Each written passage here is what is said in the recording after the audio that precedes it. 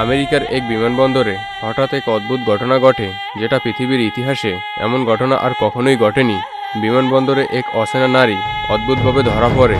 সেই নারীকে ইমিগ্রেশন অফিসাররা যখন জিজ্ঞেস করে আপনি কোথা থেকে এসেছেন, সেই নারী ঠান্ডা গলায় বলে, আমি এসেছি টরেঞ্জা থেকে, যেখানে সময় উল্টো দিকে চলে।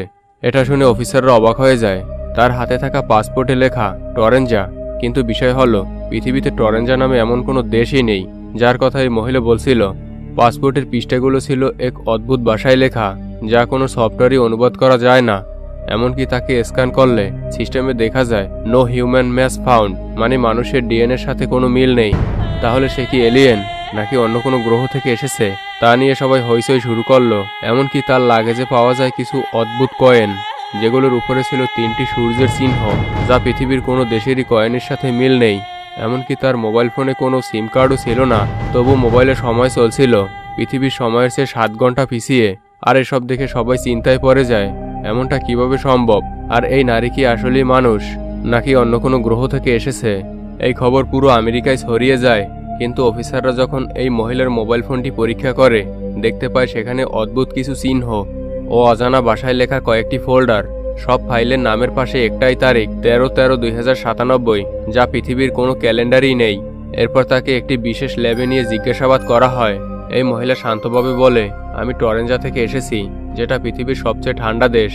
আমরা জানি বর্তমান বিশ্বে সবচেয়ে ঠান্ডা দেশ হলো সাইবেরিয়া, কিন্তু এখানে তো টরেঞ্জা নামে কোনো দেশই নেই। এরপর বিজ্ঞানীরা তার ডিএনএ টেস্ট করে এবং এতে আরও অবাক হয়ে যায়। তার শরীরে পাওয়া যায় 3 রকমের হিমোগ্লোবিন, যা মানুষের শরীরে প্রায় অসম্ভব। এমনকি তার চোখের আলো প্রতিফলিত হয় না, বরং আলো শোষণ করে নেয়। এক পর্যায়ে মেয়েটি বলে, আমি এখানে বেশিক্ষণ থাকতে পারবো না, আমি আমার দেশে ফিরে যেতে চাই, আমাকে এখানে কেন আটকে রেখেছো? আর ঠিক তখনই হঠাৎ করে বিমানবন্দরের নিরাপত্তা কক্ষের সব লাইট নিভে যায়। ক্যামেরাগুলো এক মুহূর্তের জন্য অফ হয়ে যায়।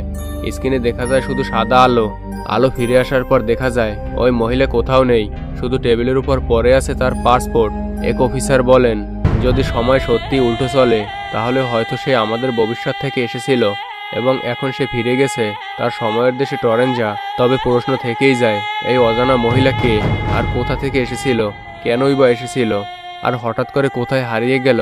তাছাড়া টরেঞ্জা নামে কোনো দেশই নেই পৃথিবীতে।